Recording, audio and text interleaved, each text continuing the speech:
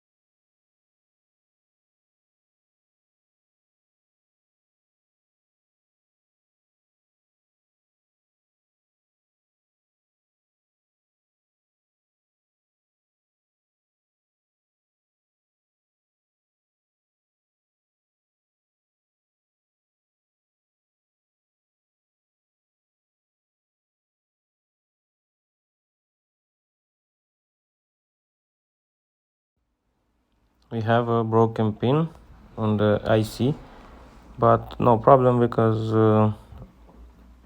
in the circuit that pin doesn't go anywhere, doesn't connect anything on the PCB. But down on the left we have another missed pin and we have to restore that. We will try to restore that, and because that's the power supply of the SiC.